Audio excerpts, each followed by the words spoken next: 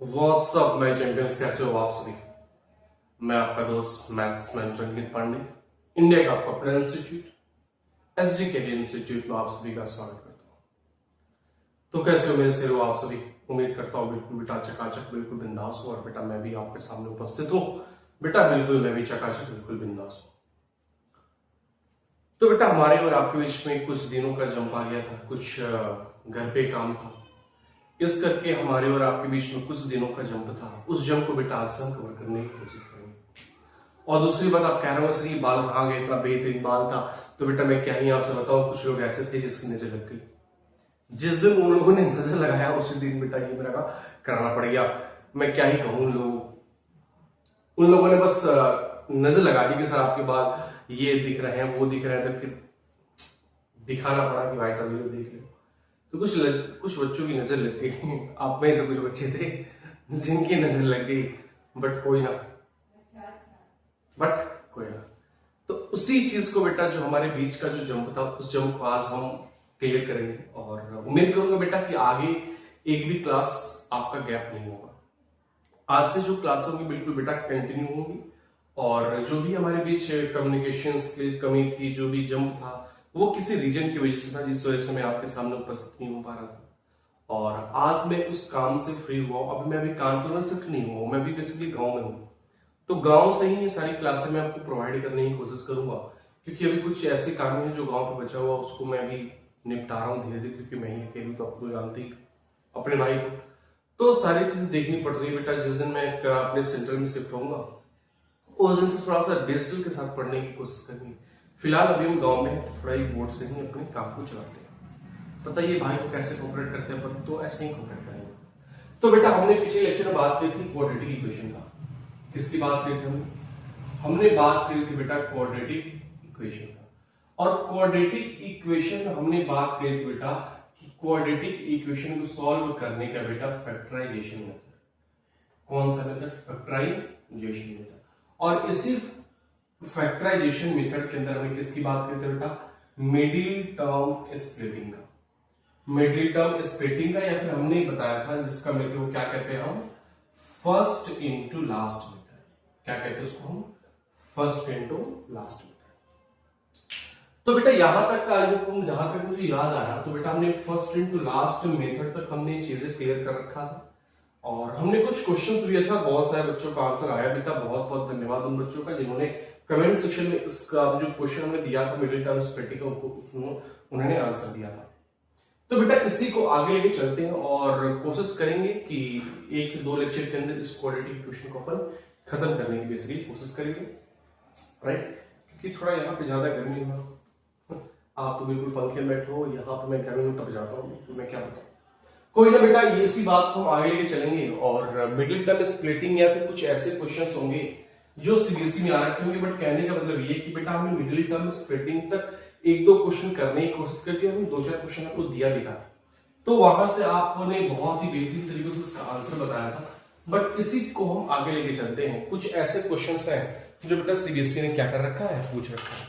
अब उसी को सॉल्व करने की बेटा थोड़ा सा हम कोशिश करेंगे। क्वेश्चन है x माइनस 1 अपॉन में x minus 2 plus x minus 3 upon में x minus 4 is equals to 3 रेश is 1 by 3 comma x is not equals to 2 और ये क्वेश्चन कब का बेटा? तो सीबीएसई आपका 2014 का है। ये सीबीएसई बेटा 2014 का क्वेश्चन। जब ट्राई करो एक बार इस क्वेश्चन को, सेम वही काम है बेटा। क्या वही काम है? इसको सिंप्लीफाई करो, जो बन क्या है उसके साथ इसको क्रॉस मल्टीप्लिकेशन कर लो। क्वाड्रेटिक बन रहा है तो बेटा उसको मिडिल टर्म स्प्लिटिंग से क्या कर दो, उसको सॉल्व कर दो। ट्राई कर लो इसको, इस क्वेश्चन को बेटा। इसका क्वेश्चन ट्राई करना, लास्ट में आपको 1 मिनट का समय देता हूं, ट्राई करो और बताओ सर हो गया।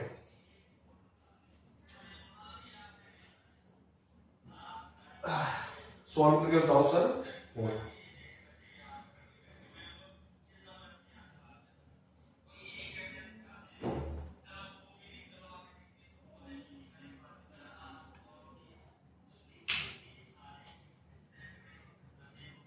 क्या क्या तो बताना पड़ेगा। अब बताओ बेटा, सबसे पहले क्या करोगे सर? सबसे पहले मैं इन दोनों क्या कर दूंगा सर? सिंप्लीफाई। सिंप्लीफाई कैसे करोगे सर? ये फ्रैक्शन का एडिशन है, तो मैं क्या करूंगा सर? एक काम करूंगा, इसका मैं एलसीएम लिखूंगा। किसका किसका सर? x माइनस 2 और x माइनस 4 का एलसीएम क्या हो जाएगा बेटा? तो नहीं पता तो उसको x माइनस 2 और x माइनस 4। अब क्या करते हैं सर? इसके x माइनस 2 के टेबल में ये चेक करते हैं, मतलब इसको इससे क्या करते हैं? डिवाइड करते हैं। तो बेटा जब x माइनस 2 को x माइनस 2 और x माइनस 4 के साथ जब डिवाइड करोगे तो बेटा x माइनस 2 और x माइनस 2 क्या हो जाएगा? खत्म हो जाएगा। यहां पे क्या बचेगा बेटा? यहां पे क्या बचेगा? x minus. अरे देखो ना बेटा जी, सुनो, 1/2 प्लस 2/3 का अगर मैं एलसीएम पूछता हूं तो क्या कहते हो सर? 2 3 का एलसीएम 6 हो जाएगा। फिर क्या करते हो? तो सर 2 को हम 6 में डिवाइड करते हैं, तो 2 में जब 6 को डिवाइड करो कितने टाइम्स में आएगा? 3 टाइम्स में। तो 3 यहां पे लिखते हैं, उसके बाद क्या करते हैं? मल्टीप्लाई, और 2 के ऊपर क्या बैठा है? 1, तो 1 प्लस, जब इसको इससे डिवाइड करो तो 2 बचेगा, और 2 इंटू इसके ऊपर क्या बैठा है? 2, तो ऐसे लिखते हैं इसको। सिर्फ इसको ऐसे लिखो, जब x माइनस 2 को तुमने इससे डिवाइड करा तो बेटा x माइनस 2 से x माइनस 2 कैंसिल हो, बचा क्या? x minus 4। तो यहां पे क्या आ जाएगा? x माइनस 4, और यहां पे क्या आ जाएगा बेटा? मल्टीप्लीकेशन। हाँ है ना। अब इसके ऊपर क्या बैठा है? x माइनस 4, तो यहां पे क्या आ जाएगा? x minus 4। फिर यहां पे क्या लगा? आपको प्लस का साइन। अब जब तुम इससे इसको डिवाइड करो तो बेटा यहां पे क्या आ जाएगा? x माइनस 2, और इसके ऊपर क्या बैठा बेटा? तो x माइनस। क्या यहां तक बात बन गई बेटा जी? हाय, बात बन गई। तो अगर बात बन गई तो बेटा इसके बराबर में क्या आ जाएगा? तो इसके बराबर में सर आ जाएगा 3 3 जा 9 प्लस 1 क्या आ जाएगा बेटा? 10 अपॉन में क्या आ जाएगा? 10 अपॉन में। अब कुछ नहीं बेटा, अब इन दोनों को सिंप्लीफाई करो तो इन दोनों को क्या करना है पड़ेगा? मल्टीप्लिकेशन करो। मल्टीप्लिकेशन आता है, सबसे पहले इस x को इस x से करो तो क्या बनाएगा बेटा जी? x square. फिर इस x का मल्टीप्लिकेशन इस माइनस 1 के साथ, तो क्या बनाएगा बेटा? Minus x। फिर इस माइनस 4 इंटू एक्स क्या बनाएगा बेटा? माइनस 4x प्लस में कर दिया। अब इधर की तरफ आ जाओ, जब इसका करो तो बेटा x square minus 3x minus 2x plus 6, और नीचे भी बेटा आपके पास एक मल्टीप्लीकेशन बैठा है, नीचे भी आपके पास मल्टीप्लीकेशन बैठा है, कर लो। X square minus 4x minus 2x plus 8 is equals to बेटा जी 10 अपॉन में। ठीक, अब देखो ये एक्स स्क्वायर और ये एक्स स्क्वायर क्या बनाएगा बेटा जी? 2x square. 2x स्क्वायर बेटा माइनस x और minus 4x minus 5x minus 3x 8x और माइनस 2x बेटा क्या बनाएगा? 10x। 4 प्लस 6 बेटा क्या बना देगा? 10 अपॉन में नीचे आ जाओ बेटा। एक्स स्क्वायर माइनस का 6x plus 8 is equal to बेटा जी 10 अपॉन में। 10 अपॉन में क्या कोई दिक्कत नहीं आता? अब क्या करोगे बेटा जी? Cross multiplication. तो जब क्रॉस मल्टीप्लिकेशन करोगे तो इसका इससे करना पड़ेगा, इसका इससे करना पड़ेगा। लिख लो 3 का मल्टीप्लिकेशन किसके साथ? इस ऐसे तो करते हैं ना क्रॉस मल्टीप्लिकेशन, है ना। तो 3 का मल्टीप्लिकेशन बेटा इसके साथ, ऊपर क्या है आपके पास? 2x square minus 10x plus 10, और इसका इससे करोगे तो बराबर में क्या आ जाएगा? 10 इंटू क्या आ जाएगा बेटा? X square minus 6x plus. क्या यहां तक कोई दिक्कत है? नहीं सर, नहीं तो बेटा मल्टीप्लिकेशन करो तो ये क्या बन के आएगा? 6x स्क्वायर माइनस का 30x प्लस में 30 is equals to 10x square minus 60x plus 80, है ना। अब सबको अब x स्क्वायर x और कांस्टेंट एक साथ कर लो, बाकी इक्वल्स टू में 0 कर दो। इसको थोड़ा सा मैं यहां से ऐसे कर रहा हूं, ठीक, इसको मैं बेटा जी ऐसे कर रहा हूं, ठीक। अब सुनो बेटा, इन सब को इधर ले जाओ तो 10x स्क्वायर माइनस 6 स्क्वायर क्या बन जाएगा? डायरेक्टली कर रहा हूं बेटा, इसको मैं इधर लेके जा रहा हूं बराबर में 0 करने के लिए। तो 10x स्क्वायर माइनस 6 स्क्वायर क्या बन जाएगा? 4x square minus 60x plus 30x बेटा माइनस का क्या बन जाएगा? 30x बेटा प्लस 80 और माइनस 30 क्या बन जाएगा बेटा जी? प्लस का 50 इज इक्वल्स टू। सब में से 2 कॉमन ले लेते, सब में 2 बैठा, जब सब में से 2 कॉमन होती है यहां पे क्या आएगा? 2x स्क्वायर माइनस का 15x plus 25 is equals to बेटा जी 0। अब देखो ये क्या आ गया अपने पास, एक क्वाड्रेटिक इक्वेशन बेटा जी बन के आ गया। अगर ये क्वाड्रेटिक इक्वेशन बन के आए तो मुझे सॉल्व भी तो करना है, तो क्या करना पड़ेगा बेटा, यहाँ पे मिडिल टर्म को मुझे स्प्लिट करना पड़ेगा। और हमने बताया था कि बेटा मिडिल टर्म को स्प्लिट कैसे करते हैं, इसके दो कंडीशन होते हैं। क्या कि पहले प्रोडक्ट लिखो, इसका प्रोडक्ट कितना आना चाहिए, तो प्रोडक्ट से इसका 50 है, फर्स्ट इंटू ला, अरे 25 दूना 50, 25 दूना 50, और दूसरा सम, सम कितना आना चाहिए, तो सम से बीच वाला मतलब माइनस का 15 आना चाहिए। यहां तक बात बनी थी अपने पास, ठीक। अब क्या करते हैं, तो सर जो प्रोडक्ट है ना उसका सर फैक्टर निकालो, 2 से 25, 5 से, आपके पास फैक्टर क्या क्या है, 2, 5 और 5, फैक्टर क्या क्या है, 2, 5 और 5। अब 2, 5 और 5 में से बेटा दो ऐसा फैक्टर पकड़ो, 2, 5, 5 तीनों में से दो ऐसा फैक्टर बनाओ ताकि उसका सम बेटा -15 आ जाए और उसी का प्रोडक्ट बेटा प्लस का 50 आ जाए। सुनना बेटा, आपके पास क्या है, 2, 5, 5 है, 2, 5, 5 आपके पास तीन फैक्टर बने, उन तीन फैक्टर में से दो फैक्टर ऐसा बनाओ ताकि उसका सम क्या आ जाए, -15 आ जाए, और उन्हीं दोनों का प्रोडक्ट बेटा प्लस का 50 आ जाए। ठीक, अब सुनो बेटा, 2, 5 जा 10, ये दो 2, 5 जा 10 और 5 ले लो, तो 10 इंटू 5 50 दे देगा, और 10 प्लस 5 बेटा प्लस 15 दे देगा। बट आपको चाहिए क्या, -15, तो बेटा मैं इसको लिख दूं -10 और -5, अरे -10 और -5 -15 बन जाएगा, और -10 इंटू -5 बेटा प्लस का 50 बन जाएगा। तो क्या मैं इन दोनों फैक्टर को बेटा ऐसे यूज कर सकता हूं, कैसे, तो दो फैक्टर बेटा अपने पास आ गए, एक -10 और एक -5, ये दो फैक्टर बने अपने पास, आ जाओ। कैसे लिख सकते हो, तो इसको लिख लो, 2x स्क्वायर माइनस का 10x minus 5x plus 25 is equal to 0। क्या कोई दिक्कत, हमने मिडिल टर्म को बेटा स्प्लिट कर दिया, इन्हीं दोनों का सम बेटा देखो -15 आ रहा और इन्हीं दोनों का प्रोडक्ट बेटा प्लस का 50 आ रहा। अब क्या करें, इन दोनों में कॉमन क्या है बेटा, 2x कॉमन ले लो, यहां पे क्या बचेगा, x माइनस 5, इनमें से कॉमन क्या है बेटा, -5, तो यहां पे क्या बचेगा, x minus 5 is equal to 0। बेटा इन दोनों में से एक ले लो, इन दोनों में से एक ले लो, तो x माइनस 5, और इन दोनों में से बेटा एक साथ ले लो, यहां पे 2x माइनस 5 बराबर। अब क्या करो, कुछ नहीं, एक बार बेटा x माइनस 5 को 0 के साथ इक्वेट करो तो x की वैल्यू 5 आ जाएगी, और एक बार 2x माइनस 5 बराबर 0 करो तो बेटा x की वैल्यू 5/2 आ जाएगी। बस यही क्या हो गया हमारा आंसर, यही क्या हो गया हमारा आंसर। क्या कोई दिक्कत आएगी बेटा जी, क्या कोई दिक्कत आएगी बेटा, आनी भी नहीं चाहिए, आनी भी नहीं चाहिए। सेम बेटा वही प्रोसेस है जो हमने आपको बताया था मिडिल टर्म स्प्लिटिंग का।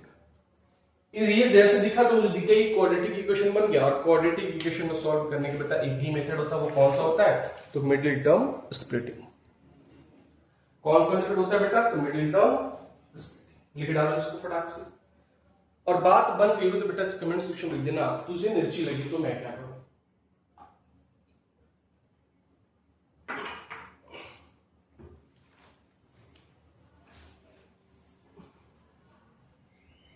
मिटा दो,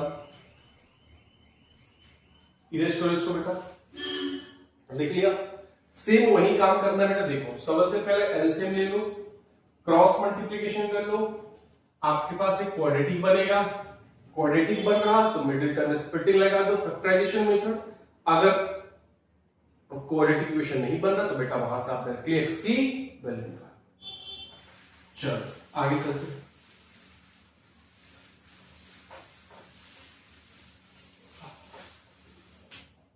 आगे चलते हैं। नेक्स्ट क्वेश्चन लिखना बेटा, नेक्स्ट क्वेश्चन है 16 upon X minus 1 is equals to 15 upon X plus 1, comma X not equals to 0, 1। और ये क्वेश्चन है बेटा जेई 2005 का, ये क्वेश्चन है जेई 2005 का। करो जरा, ट्राई करो बेटा एक बार, सेम वही है। सबसे पहले क्या करो, इन दोनों को सिंप्लीफाई कर लो, इन दोनों को सिंप्लीफाई कर लो, जो आएगा उसको बेटा क्रॉस मल्टीप्लीकेशन, जो आएगा उससे क्रॉस मल्टीप्लीकेशन। ट्राई कर इसका आंसर बताओ क्या है।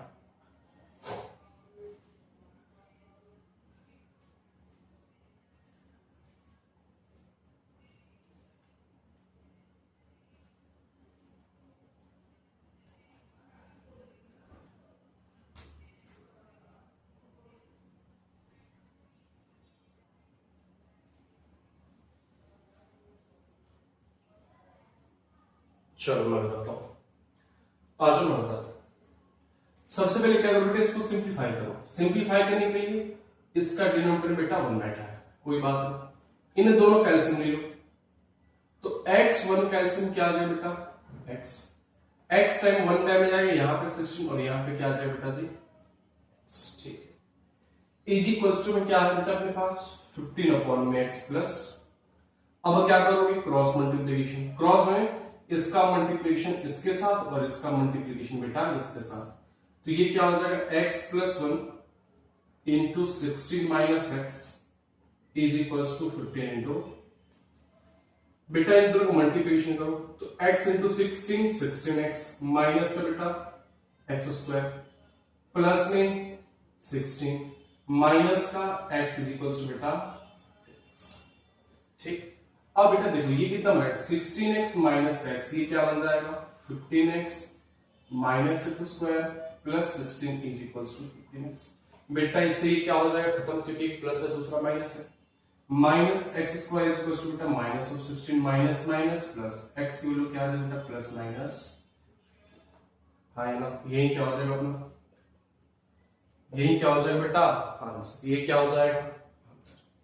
क्या कोई दिक्कत है, क्या कोई दिक्कत है बेटा जी, नहीं। एक क्वेश्चन और लिख लो, एक क्वेश्चन लिखो और बेटा इसका आंसर मुझे आप कमेंट सेक्शन में बताओगे। नेक्स्ट क्वेश्चन क्या है, क्वेश्चन है 1 upon X plus 2 upon X minus 3 is equals to 1 upon X minus 2 comma X is not equals to 0 comma 3 comma, और ये क्वेश्चन है बेटा अपना सीबीएसई का है भाई, सीबीएसई 2016, सीबीएसई 2016।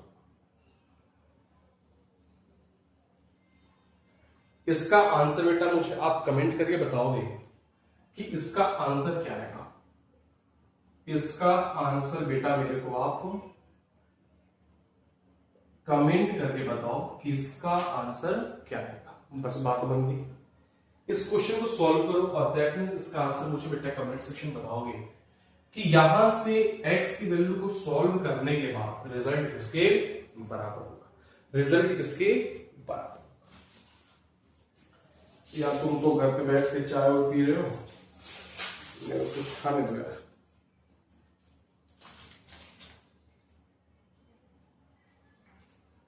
भूख लग जाती है, तुम तो चाय पी रहे हो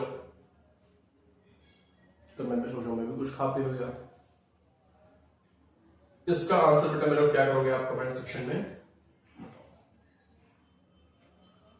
लिख लिया, क्वेश्चन लिख लिया। इसका सोल्यूशन मुझे एक एक बच्चे का चाहिए, एक एक बच्चे का आंसर मुझे चाहिए, वो गलत हो या सही हो, एक एक का मुझे चाहिए आंसर, एक एक का। आओ नेक्स्ट बात मिटा दो इसको।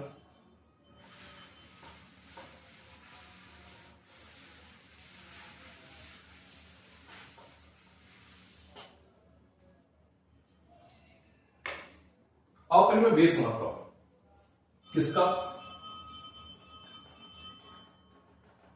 फैक्टराइज का मैं बेस बनाता हूं।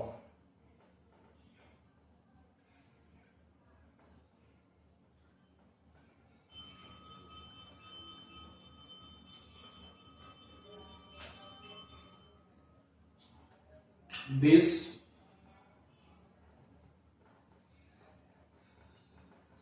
फ्री फायर कंसेप्ट उसका नाम है फ्री फायर कंसेप्ट। कुछ नहीं, बस बकवास वाली फ्री फायर। तुम तो खेलते हो, तुम बैठ के भी खेल रहे हो, ये ना कि पढ़ाई कर ले। तो पहले पढ़ाई करो ना यार।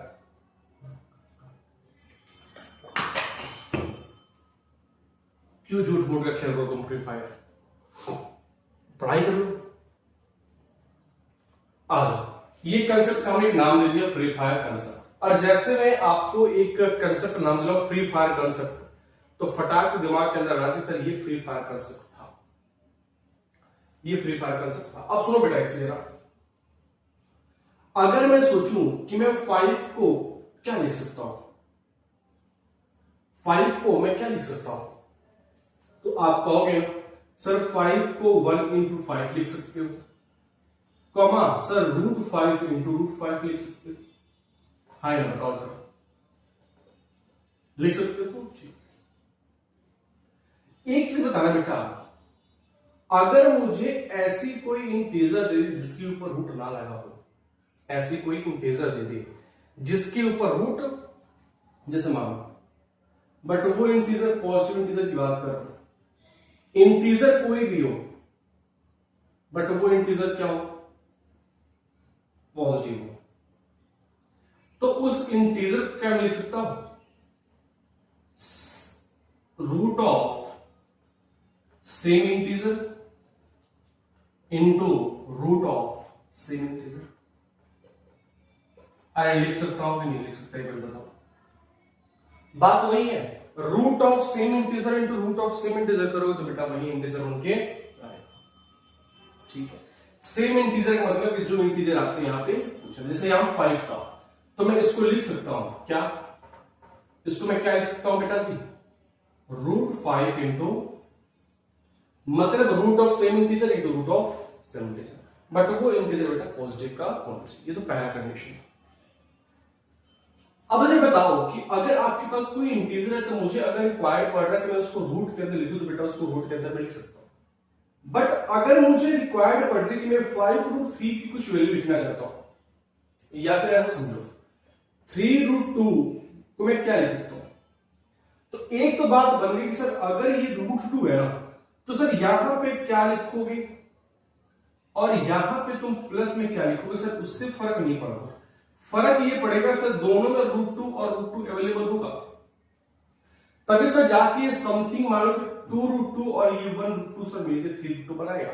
मतलब रिक्वायर्ड ये नहीं है कि यहां पे डब्बा क्या होगा, यहां पे डब्बा क्या होगा, बट रिक्वायर्ड ये है कि सर दोनों में √2 होगा तभी जाके ये √2 बनेगा।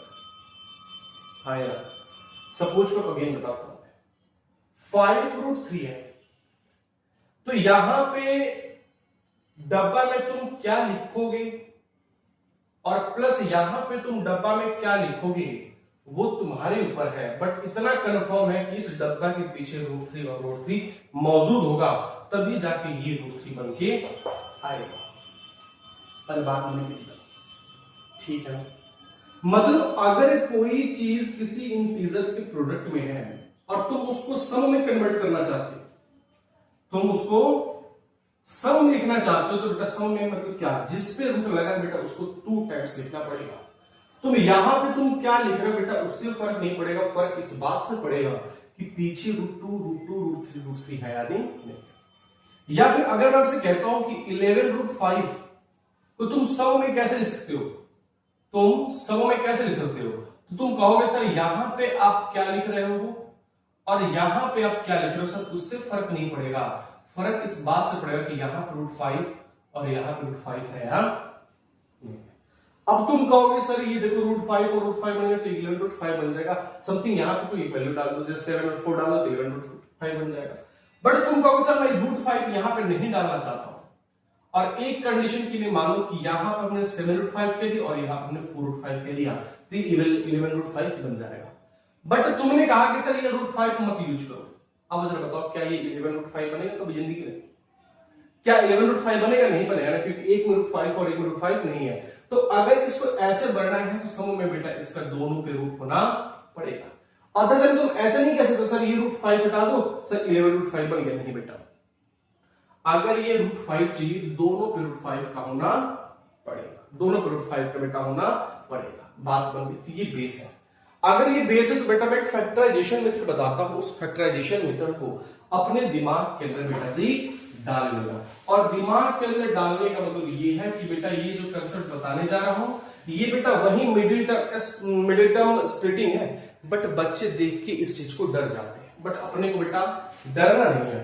जैसे क्वेश्चन है समझो, X square plus 5√3x plus 12 is equals to 0, ये क्वेश्चन है और बेटा मुझे इसको सॉल्व करना है, इसको मुझे सॉल्व करना है।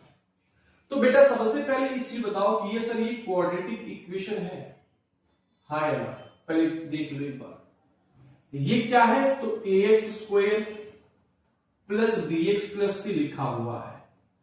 अगर इसको सॉल्व करना है, इसको सॉल्व करना है तो मुझे एक फैक्टराइजेशन मेथड याद आता है, फैक्टराइजेशन मेथड। और इस फैक्टराइजेशन मेथड में एक रूल होता है जिसको हम क्या कहते हैं बेटा, मिडिल टर्म स्प्लिटिंग। क्या कहते हैं उसको हम, मिडिल टर्म स्प्लिटिंग। उसी पे बात करेंगे बेटा, x square plus 5√3x plus 12 बराबर 0। और जैसे मिडिल टर्म स्प्लिटिंग की बात है तो बेटा दो पे बात चलेगी, एक तो उस एक्सपेंशन के प्रोडक्ट पे और दूसरे बेटा उस एक्सपेंशन के सम। प्रोडक्ट कितना है तो इसका बेटा 12 है और सम कितना है तो बेटा इसका सम 5√3 यही है। अब कुछ नहीं, अब समझो यहां हमने बताया कि अगर तुमको बेटा इस मिडिल टर्म को सम के रूप में एक्सप्रेस करना है तो यही कहोगे सर यहां पे सर डब्बा क्या होगा, सर उससे फर्क नहीं पड़ेगा, और यहां पे डब्बा क्या होगा उससे फर्क नहीं पड़ेगा। फर्क इस बात से पड़ेगा कि सर दोनों में 100% √3 आएगा, दोनों में 100% √3 आएगा। हमने उसको वैसे ही बिछा दिया। जब भी बेटा मिडिल टर्म में रूट आ जाए ना, इसको हमेशा ऐसे ही करने की बेटा कोशिश करना, हमेशा ऐसे ही करने की कोशिश करना। आपको एक चीज पता है कि root of something, root of डब्बा इनटू रूट ऑफ डब्बा बेसिकली बेटा हमेशा डब्बा होता है। एग्जाम्पल तौर पर ले लो, root of 5 into root of 5 बेटा हमेशा 5 होता है। मतलब रूट के अंदर वही इंटीजर को अगर 2 बार मल्टीपल करा जाए ना तो वो इंटीजर रूट से बाहर आ जाता है। अब बेटा प्रोडक्ट क्या अपने पास 12 और आपको चाहिए क्या 5√3। अब ऐसा दो नंबर सोचो बेटा, अभी बोल रहा हूं, ऐसा दो नंबर सोचो जिसको तुम यहां और यहां पे रखो तो 5√3 बन जाए, ठीक। और इसमें सम क्या हो जाए इसका बेटा, इन दोनों की जगह पे तुम क्या रखोगे कि क्या बन जाए बेटा 5 बन जाए, क्योंकि √3 तो पहले से है, तो फिजिकली क्या बन जाए 5√3 बन जाए। बट एक बात ध्यान रखना कि जो तुम यहां पे रखोगे, जो तुम यहां पे रखोगे उसका मल्टीप्लीकेशन बेटा क्या आना चाहिए 12 आना चाहिए। ये पहले से 3 है, देखो जब मल्टीप्लीकेशन करोगे तो √3 इंटू √3 पहले से 3 बैठा है, पहले से 3 बैठा है। आपको क्या लाना पड़ेगा यहाँ पे, तो सर 12 चाहिए तो सर यहाँ पे 4 लाना पड़ेगा, तभी बात बनेगी। सर ये पहले से 3 बैठा है, आपको क्या लाना पड़ेगा 4। तो एक काम करो सर, 5 तभी बनेगा ना सर जब यहां पे 4√3 आ जाए और यहां पे केवल √3 आ जाए। देखो 5√3 बन गया और इन्हीं दोनों का प्रोडक्ट देखो 12 बन गया, मतलब √3 इंटू √3 3 बन गया और 4 इंटू 3 क्या बन जाएगा 12, मतलब इसका प्रोडक्ट भी बन के तैयार। बात करें तो इसको मैं कैसे लिख सकता हूं बेटा, तो इसको लिख लो 4√3x प्लस √3x प्लस 12 बराबर से सेम जो हमने बताया बेटा उसी को हमने फॉलो करा है, उसके ज्यादा हम कुछ फॉलो नहीं करा है। हमने कहा कि अगर 5√3 चाहिए तो 8√3 डाल दो, 8√3 डाल दो, डब्बा बाद में डालना। अब प्रोडक्ट चाहिए तो 12 चाहिए। अब तुमको पता है कि √3 इंटू √3 3 होता है, तुम इसमें 3 में तुम क्या मल्टीपल करोगे तो 12 आएगा तो 4। तो हमें लगा कि भाई साहब यहाँ पे 5 चाहिए तो यहाँ पे 4 प्लस 1 कर दो 5 हो जाएगा और 4 इंटू 1 4 बनेगा। तो हमने एक को 4√3 कह दिया और एक को हमने √3 कह दिया। क्या कोई दिक्कत है यहां तक? नहीं है। अब क्या करूं मैं जरा बता सकते हो बेटा? एक काम कर लूं मैं बेटा, इन दोनों में से क्या कुछ कॉमन दिख रहा है आपको? सर दिख रहा है। x कॉमन ले लो, तो यहां पे तो x बचेगा और यहां पे बेटा क्या बनेगा 4√3 बचेगा। अब देखो बेटा इस 12 को लिख सकता हूं मैं 4 इंटू √3 इंटू √3। अभी बताइए कि √3 इंटू √3 3 होता है और 3 4 12 होता है। अब देखो इन दोनों को देखो, इन दोनों में से कॉमन क्या ले लो बेटा मैं, तो इन दोनों में से बेटा प्लस का √3 कॉमन ले लो क्या, यहां पे क्या बनेगा तो x प्लस बेटा जी 4√3 इज इक्वल्स टू 0। देखो ये दो सेम हो गए ना, तो इन दोनों में से बेटा एक ले लो, इन दोनों में से बेटा जी एक ले लो और बचे इन दोनों में से बेटा जी एक ले लो, इन दोनों में से बचे एक ले लो, इज इक्वल्स टू क्या आ जाएगा 0। अब दोनों को 0 के साथ इक्वेट करो, तो एक बार x के बेटा -4√3 आ जाएगा और एक बार बेटा -√3 आ जाएगा, और यही क्या कहना था, यही क्या कहलाएगा आंसर, क्योंकि इसी को मुझे क्या करना था सॉल्व करना। क्या इसी को क्या करना था अपने को सॉल्व करना था। बेटा जो हमने चीज बता दिया उसको पी जाओ, क्योंकि जब तक नहीं पियोगे ना बेटा तब तक दिक्कत आएगी, और दिक्कत तब नहीं आएगी जब मेरी बातों को आप बिल्कुल बेहतरीन तरीके से समझ पा रहे। यहां पे 5√3 था, हमने भी बेस बनाया है कि अगर किसी भी √3 का सम में लिखना है तो उसको 2 बार लिखना पड़ेगा, 2 बार लिखना पड़ेगा, और उन दोनों का सर प्रोडक्ट 3 होगा, उन दोनों का प्रोडक्ट 3 होगा। सर मुझे प्रोडक्ट 4 चाहिए, तो 3 में तुम क्या मल्टीपल करोगे कि 12 आएगा 4, तो बेटा मुझे 5 चाहिए, तो एक को हमने 4 कह दिया, एक को हमने 3 कह दिया। इन दोनों में x कॉमन था तो ले लिया, और बेटा इन दोनों में कुछ कॉमन दिख नहीं रहा था, तो बेटा हमने क्या करा 4 12 लिख लिया, 4 इंटू √3 इंटू √3। इन दोनों में √3 बेटा √3 कॉमन है, यहां बचा x प्लस में 4√3। बेटा ये दोनों सेम होगा तो इन दोनों में से एक ले लो, इन दोनों जो बाहर है उनको बेटा एक साथ ले लो। इसको जब 0 के साथ पुट करोगे तो -4√3 आ जाएगा, जब इसको पुट करोगे बेटा -√3 आ जाएगा। बस बात यहीं क्या हो जाती है, बन के बेटा खत्म हो जाती है, बन के यहीं पे खत्म हो जाती है। इसी बात पे इस क्वेश्चन को बेटा आप लिख डालो, इसी बात पे इस क्वेश्चन को बेटा आप लिख डालो।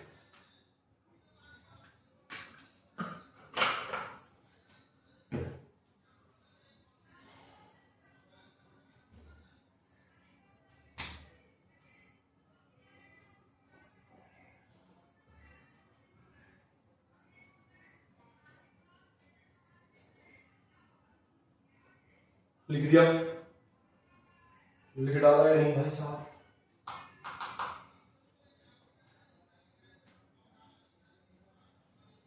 क्या कहते लिख दिया, चलो मिटा दो, मैं मिटा रहा और एक क्वेश्चन बेटा मैं दे रहा, इस क्वेश्चन को आप मेरे को आंसर बताओगे, इस क्वेश्चन का मेरे को आप आंसर बताओगे। देखता हूं कितने ऐसे मेरे जवाब से हैं जो इसका आंसर बताने में सक्षम है, कितने ऐसे आंसर बताने में मेरे जवाब से सक्सेस है या फिर सक्षम है। ये क्या कर दिया भाई साहब, धोखेबाजी। इस प्रकार की धोखेबाजी मेरे साथ नहीं चलेगी भाई साहब। 3√3x -30 is equals to 0। इसको जरा एक बार सॉल्व करने की बेटा कोशिश करना, और इसका आंसर बेटा मेरे को आप कमेंट सेक्शन में बताओगे कि इसका आंसर कितना आया, इसका आंसर बेटा कितना आया, ठीक है।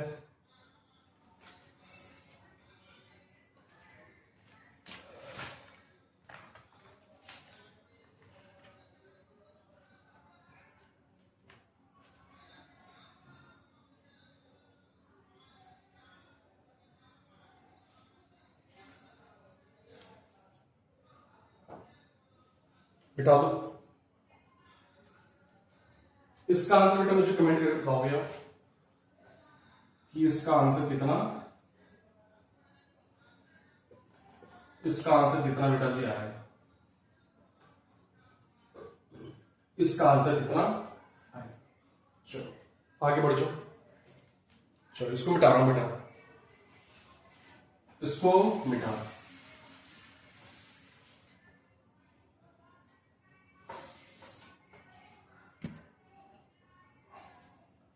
एक क्वेश्चन है बेटा, सुन लो। Solve the quadratic equation, solve the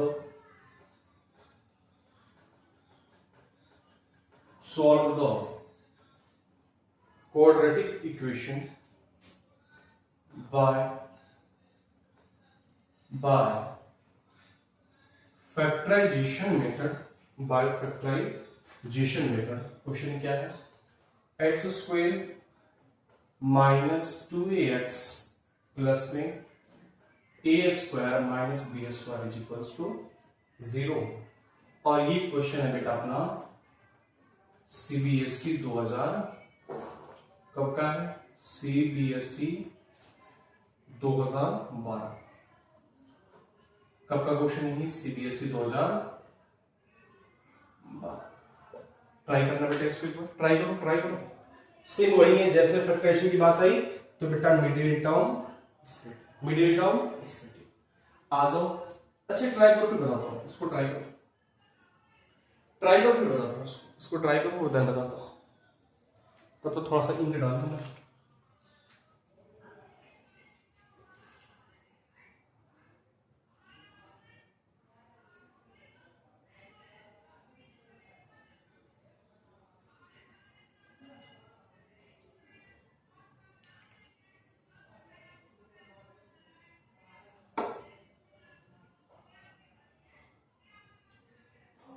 चलो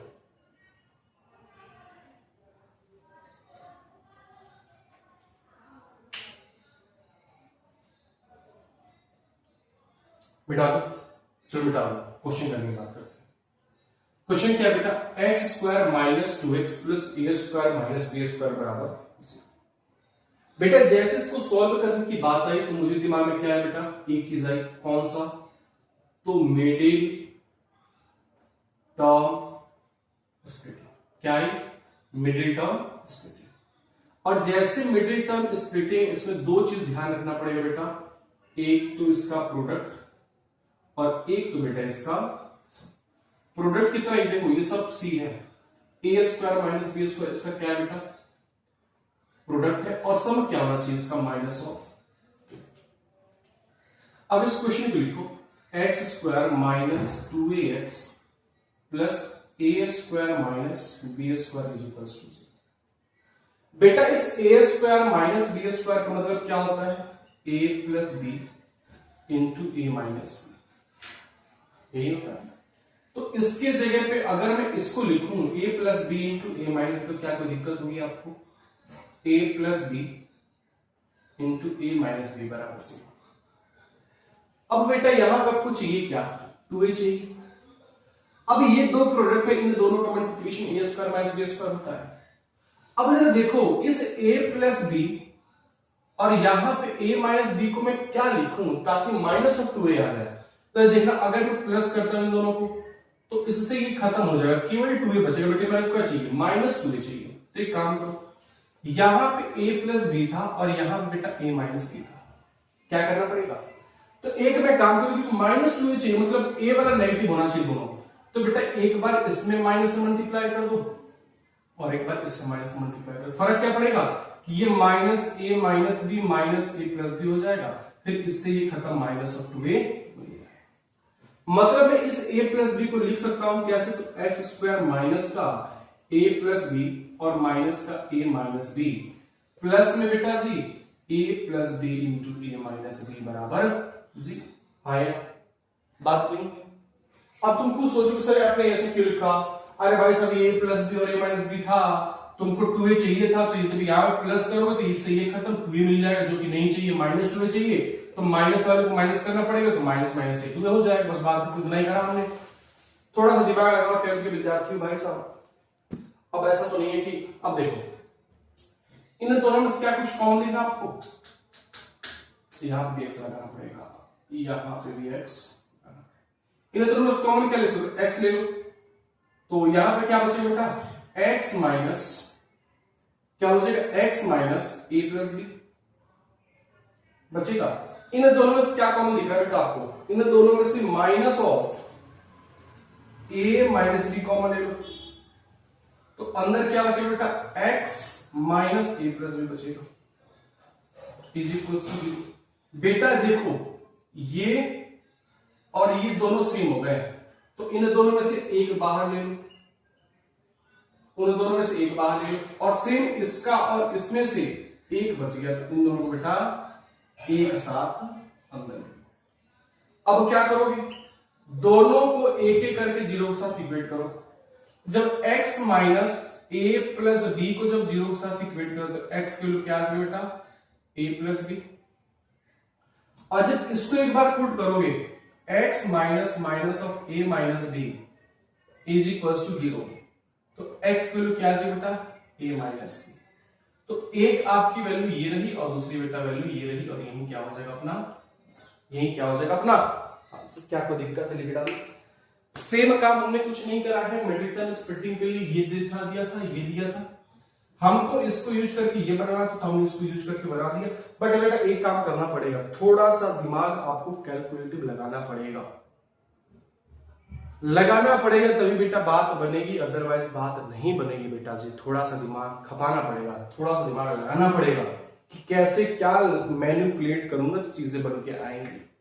क्योंकि टेंथ के विद्यार्थी बेटा, टेंथ के विद्यार्थी ऐसे नहीं होते जिनको पका पकाया खाना मिल जाए।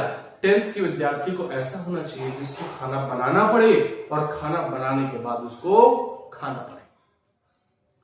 तुम सोचोगे नहीं मैं टेंथ में हूं तो बना बनाया मिल जाए तो अच्छी बात है, बेटा ये टेंथ है, आपको बना बनाया खाना नहीं मिलेगा, आपको खाना बनाना पड़ेगा, और अगर खाना बन गया तो आप खा सकते हो, अगर खाना नहीं बना तो बेटा उसको तुम नहीं खा सकते। अभी तो बेटा ये टेंथ की स्टार्टिंग है, 11th में जाओगे हवा खराब हो जाएगा। जो तुम्हारी टेंथ की इतनी मोटी बुक है ना, वो 11th का बेटा एक चैप्टर लेता है। हकीकत है, जितना तुम 10th में पढ़ रहे हो ना, जितना तुम 10th में पढ़ रहे हो, वो 11th का एक चैप्टर है, कॉम्प्लेक्स। 10th में तुमने जितना पढ़ लिया, इतना मोटा जो तुम बुक पढ़ते हो, वो 11th का एक चैप्टर है। हकीकत है ये, तो ये ज्यादा हार्ड नहीं है। अगर तुमको ये हार्ड लग रहा है ना बेटा, तो ये तुम्हारी गलत है, गलत सोच है। मैं अभी तुमको बता दे रहा हूं बेटा जी, 11th का हर एक चैप्टर का नेचर अलग अलग है। 17 चैप्टर है, 16 चैप्टर है, 16 चैप्टर का नेचर अलग अलग है। और इतना समझ लेना कि एक चैप्टर तुम्हारा 10th का एक मैथ की बुक है। हकीकत है, तुमको इसमें ट्रिग्नोमेट्री पढ़ना होता है, उसमें ट्रिग्नोमेट्री 4 टाइप पढ़ने होते हैं।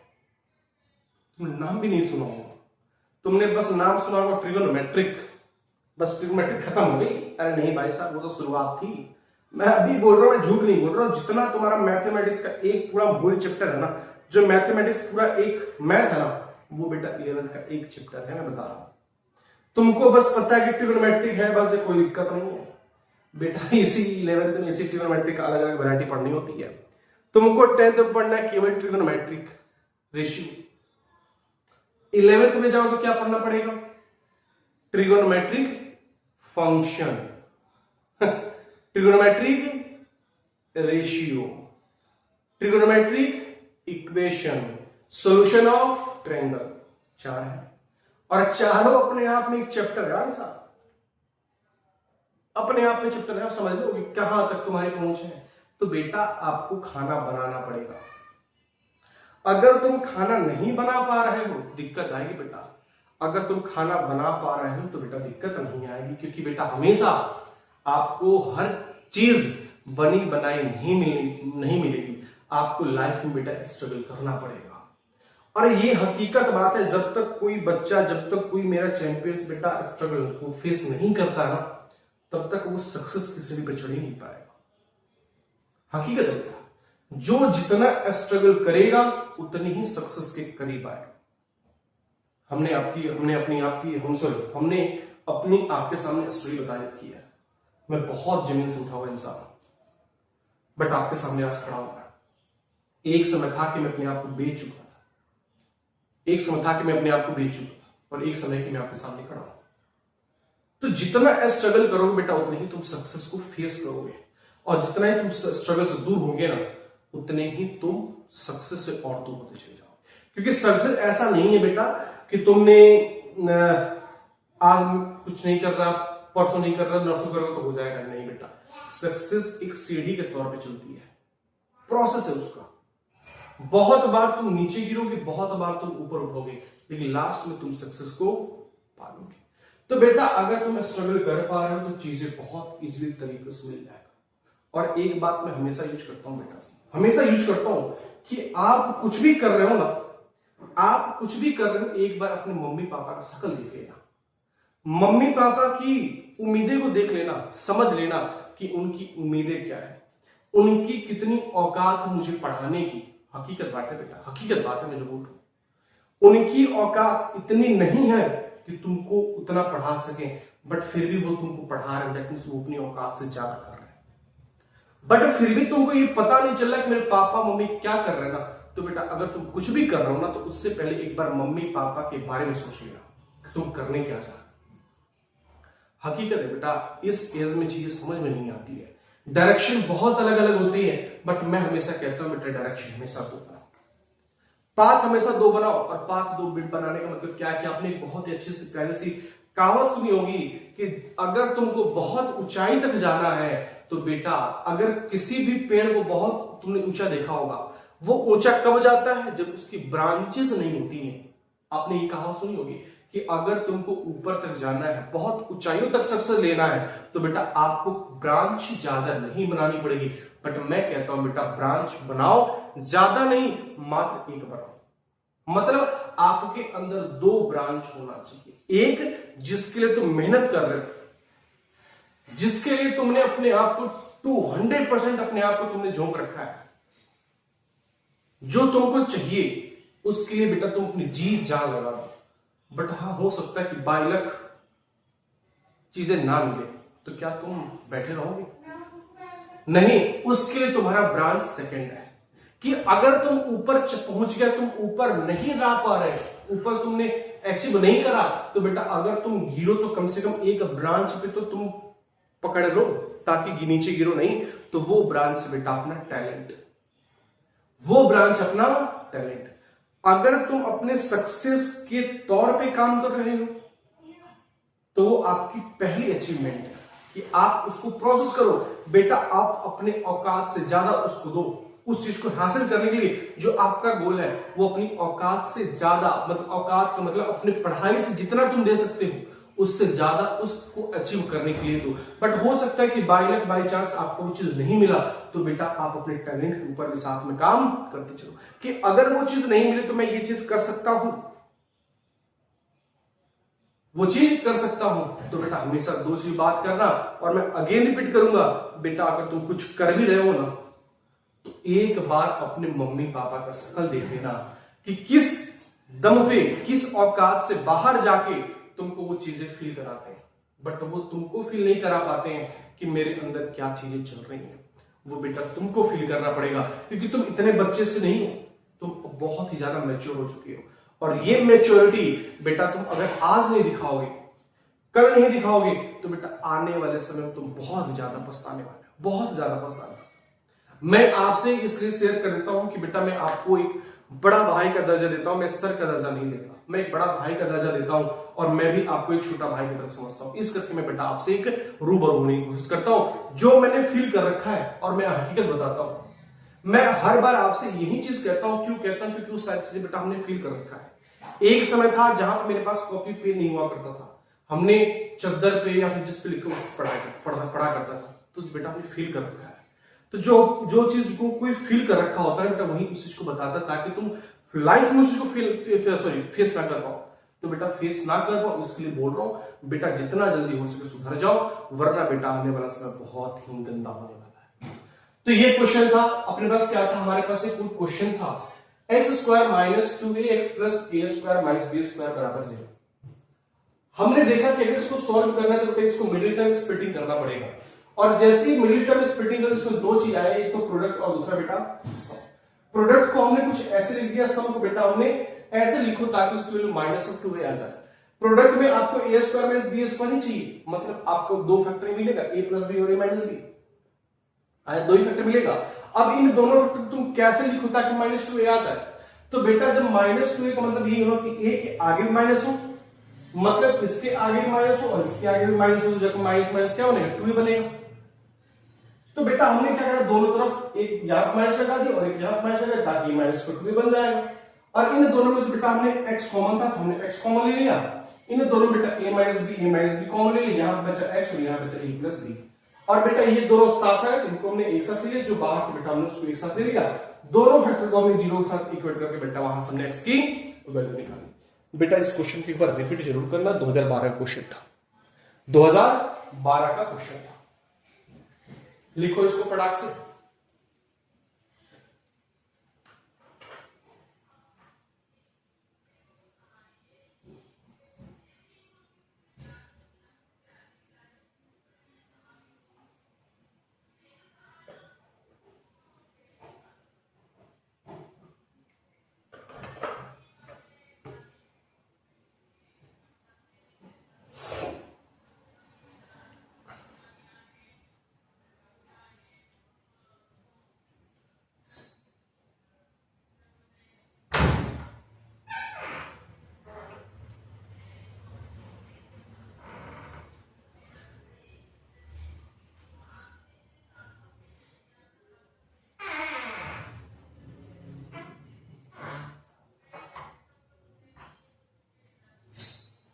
चलो मिटा दो इसको, मैं मिटा रहा हूं और बेटा एक क्वेश्चन मैं आपको दे रहा हूं, उस क्वेश्चन को एक बार खुद से आप ट्राई करो।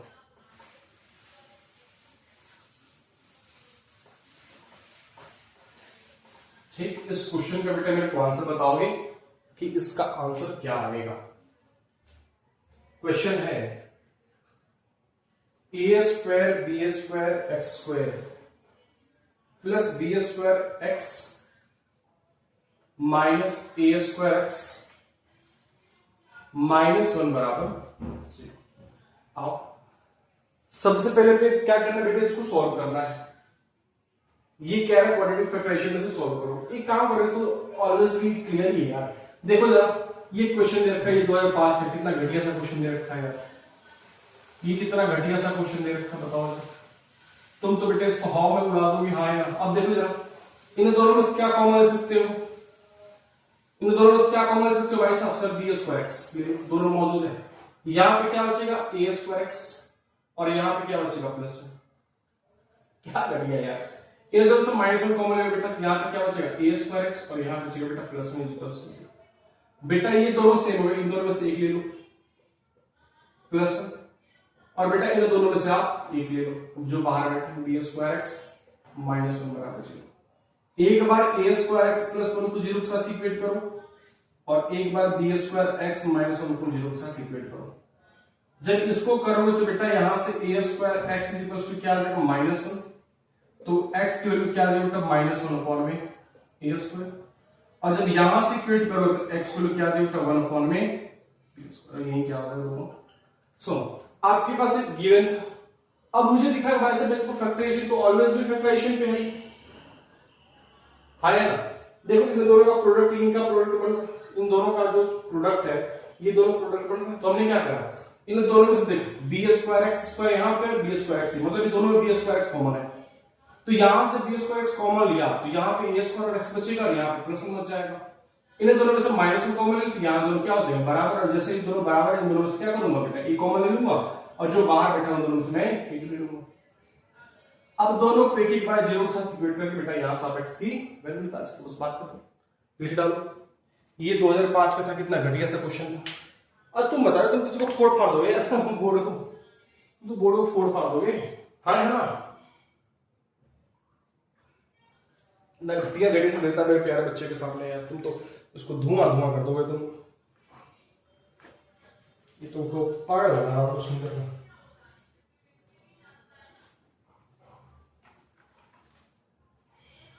तुम इसको धुआं धुआं कर दोगे, ये बच्चे धुआं धुआं कर दोगे। क्या कर दोगे, धुआं धुआं। ठीक है, ठीक है ठीक है, ओके जी ओके। क्या रिपोर्ट है, ओके जी ओके।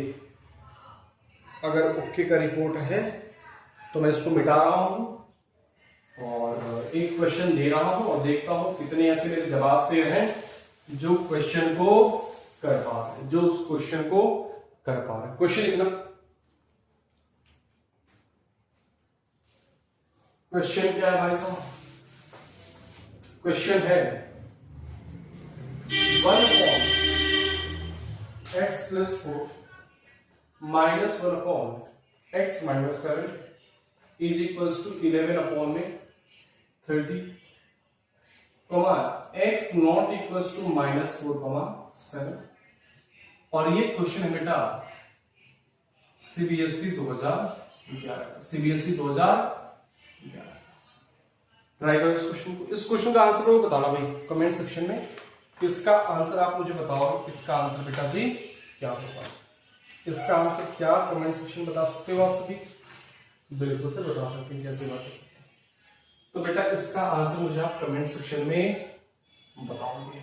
यहां पर लिखो इसका आंसर कहां पर बताओगे? Comment section. कहां बताओगे? Comment section.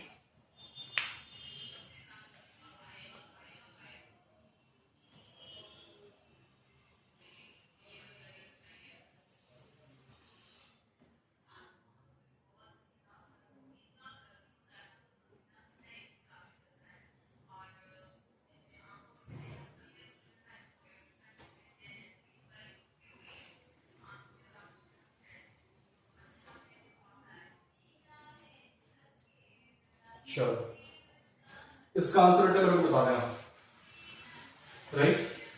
अब थोड़ा बात करेंगे हम थोड़ा सा अलग। ये 2 मिनट का स्प्लिटिंग चल रहा था, फैक्टराइजेशन मेथड। अब थोड़ा आगे बात करेंगे इसका solution of a quadratic equation. Heading डालना solution of a quadratic equation. quadratic equation by using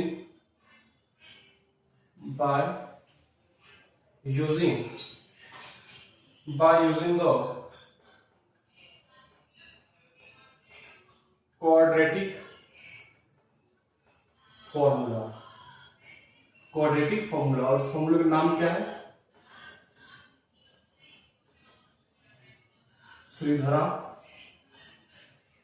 श्रीधरा उस फॉर्मूले का नाम क्या है भाई साहब? श्रीधराचार्य रूल। श्रीधराचार्य रूल। इस फॉर्मूले का नाम क्या है बेटा? तो इस फॉर्मूले का नाम है श्रीधराचार्य रूल। तो अगर बेटा आपको कभी कहता है क्या कि आपको एक क्वाड्रेटिक इक्वेशन दे देगा और कहेगा कि इसका क्वाड्रेटिक फॉर्मूला से इसकी वैल्यू बताओ, क्या कहेगा कि क्वाड्रेटिक फॉर्मूला को यूज करके मुझे क्या बताना है? इस क्वाड्रेटिक इक्वेशन का सॉल्यूशन बताना है। तो सबसे पहले इस बात को देखो कि आपके पास एक क्वाड्रेटिक इक्वेशन गिवन होगा ax² + bx + c = c। तो यहां पे इसका क्वाड्रेटिक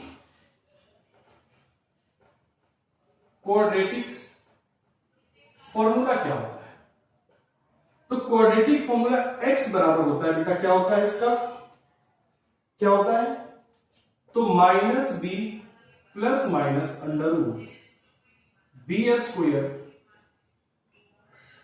-4ac/में। ये जो फॉर्मूला होता है, इस फॉर्मूले को बेटा कहते हैं क्वाड्रेटिक फॉर्मूला। क्या कहते हैं? Quadratic formula. तो अगर आपको बेटा अगर कोई इक्वेशन दे दे या फिर कोई क्वाड्रेटिक इक्वेशन दे दे और कहते हैं कि bye using quadratic formula find the value of x, तो बेटा वहां पे क्या लगा होगा? -b + -b² - 4ac/में 2a। अब यहां पे 3 टर्म्स है बेटा, एक तो a है, एक b है और एक बेटा c है। ए मतलब कुछ नहीं बेटा, coefficient of X square, coefficient of X square. B मतलब कुछ और नहीं बेटा, बी मतलब coefficient of X, coefficient of x.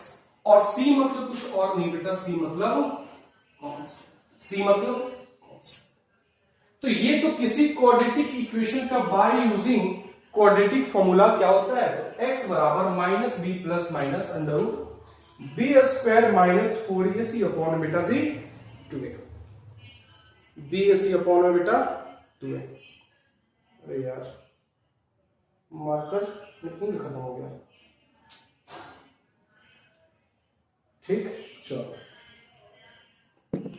Upon 2a। ये क्या कहलाएगा बेटा, इसका क्वाड्रेटिक फॉर्मूला कहलाएगा। अब सुनना बहुत ही ध्यान से बेटा, यहां पे बी स्क्वायर माइनस 4ac क्या कहलाता है बेटा, डी, क्या कहलाता है, डी। सुनना बहुत ध्यान से, यहां पे जो डी होता है उसको हम कहते हैं बी स्क्वायर माइनस का बेटा,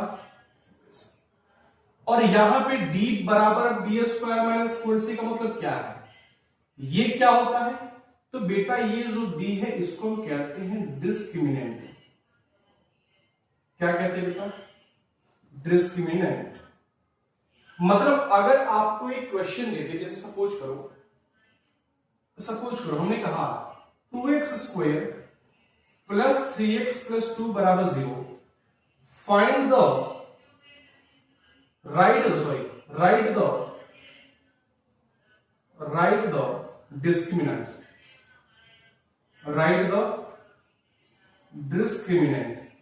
मतलब इस क्वाड्रेटिक का मुझे क्या लिखना है बेटा, डिस्क्रिमिनेंट लिखना है। तो डिस्क्रिमिनेंट डी बराबर क्या होता है भाई साहब, बी स्क्वायर माइनस का 4ac। तो एक काम करो, ये जो अपने पास इक्वेशन दे रखा है, इक्वेशन कौन सा बेटा अपने पास, इक्वेशन क्या है, तो इक्वेशन है 2x square plus 3x plus 2 बराबर 0। यहां से पहले a लिख लो, b लिख लो और c लिख लो। a मतलब कॉफिशिएंट ऑफ एक्स स्क्वायर, तो एक्स स्क्वायर कॉफिशिएंट क्या है बेटा 2, b मतलब 3, c मतलब 2। तो डिस्क्रिमिनेंट d बराबर क्या होता है बेटा, बी स्क्वायर माइनस का 4ac।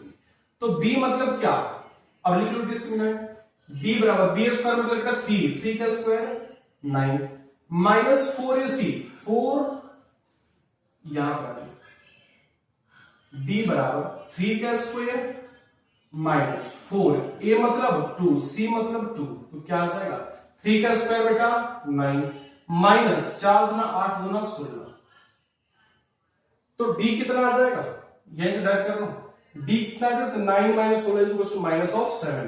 तो d की वैल्यू कितनी आ जाएगी बेटा, यहां से रिमूव कर दो, क्या इसको डायरेक्टली कर लो, सुनो 9 माइनस 16, तो d की वैल्यू कितनी आ गई बेटा जी, माइनस ऑफ 7। और यही क्या कह रहा था कि right the quadratic equation discriminant. तो आपके पास एक क्वाड्रेटिक इक्वेशन गिवन था, उसका क्या लिखना था बेटा, डिस्क्रिमिनेंट, जो कि हमने लिख दिया। डिस्क्रिमिनेंट कितना है बेटा इसका, d बराबर माइनस ऑफ। एक बार और समझा रहा हूं, समझना। डिस्क्रिमिनेंट का मतलब होता है बेटा d बराबर बी स्क्वायर माइनस 4ac। क्या होता है, तो d बराबर बी स्क्वायर माइनस 4ac, ये क्या होता है, इसका डिस्क्रिमिनेंट होता है। हमने एक एग्जांपल है कि भाई साहब right the discriminant of this equation. तो इस इक्वेशन में सबसे पहले हमने a b c की वैल्यू निकाली। a मतलब बेटा x स्क्वायर कोएफिशिएंट, b मतलब x कोएफिशिएंट, c मतलब बेटा जिसमें x कुछ भी नहीं, दैट मींस कांस्टेंट। आपको अगर डिस्क्रिमिनेंट लिखना है तो इस फार्मूले का यूज करना पड़ेगा, d बराबर b स्क्वायर माइनस 4ac।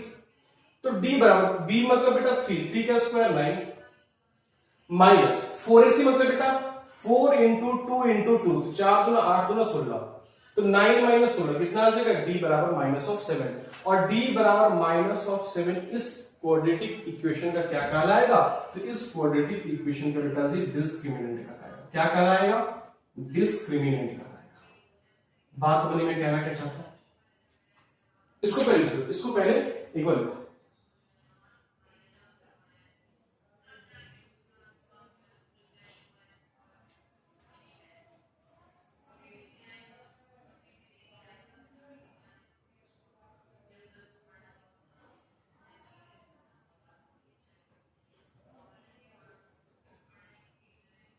लिख लिया, चलो इसको थोड़ा सा रिमूव करता हूं मैं, कहा गया दिमाग। मिटाने वाला। इसको थोड़ा सा मैं रिमूव करता हूं, ये रिमूव करता हूं, ठीक।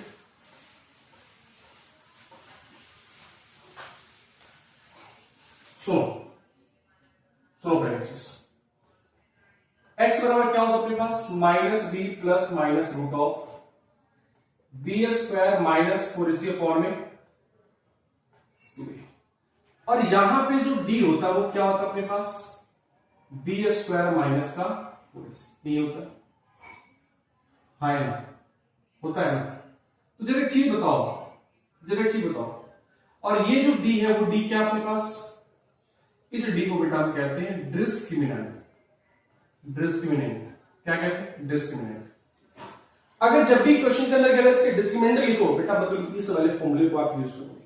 अगर बेटा d बराबर बी स्क्वायर माइनस 4ac है तो यही x कैसा दिखेगा, तो minus B plus minus root D upon 2a। हाँ या बताओ, जब हाँ या बात सही है, कोई दिक्कत वाली बात, उसी को हमने ऐसे। अब सुनो बहुत ध्यान से, मैं क्वेश्चन देता हूं। write the discriminant of the equation 5x square minus 3x plus 2 बराबर 0। अब इसका मुझे क्या लिखना है, डिस्क्रिमिनेंट लिखना है। तो जैसे डिस्क्रिमिनेंट है तो d बराबर क्या लिख दो बेटा जी, बी स्क्वायर माइनस का 4ac। अब यहां से काम करो, a b और c की वैल्यू निकालो। a मतलब 5, b मतलब -3, c मतलब 2। तो यहां पे d बराबर जब बी स्क्वायर माइनस 4ac, तो d बराबर क्या, b मतलब बेटा जी -3 का स्क्वायर, माइनस क्या आ जाएगा -4, a मतलब 5, c मतलब 2। तो d बराबर क्या आ जाएगा, 9 माइनस 5 के 20 दूना 40। तो यहां से d की वैल्यू क्या आ जाएगी बेटा, तो 9 माइनस 40, आंसर क्या आ जाएगा -31। बस ये क्या हो जाएगा इसका, इस इक्वेशन का डिस्क्रिमिनेंट हो जाएगा, क्या हो जाएगा, तो इस इक्वेशन का, इक्वेशन कौन सा, तो 5x square minus 3x plus 2 is equals to 0 क्या कहलाएगा, ये डिस्क्रिमिनेंट कहलाएगा। तो बस इतना ही करना होता है बेटा, आपको एक इक्वेशन दे देगा और उस इक्वेशन को देने के बाद कहेगा कि इस इक्वेशन का डिस्क्रिमिनेंट निकालो। तो डिस्क्रिमिनेंट का मतलब वो d बराबर बी स्क्वायर माइनस का 4ac, और जैसे d बराबर बी स्क्वायर माइनस 4ac यहां पे लिखोगे तो a b c की वैल्यू यहां से निकाल लो और इनडायरेक्टली वैल्यू को सब्स्टिट्यूट करो। तो -3 का स्क्वायर प्लस 9 -4 into 5 into 2, 5 4 जा 40, सॉरी 20 और 22 जा 40। तो 9 minus 40 is equals to minus of 31 is equals to d, और d is the बेटा your discriminant, is your discriminant। क्या कोई दिक्कत है यहां तक, क्या कोई दिक्कत नहीं है ना, तो बेटा इसको क्या करो, लिख डालो, इसको लिख डालो, बात बन गई, इसको लिख डालो।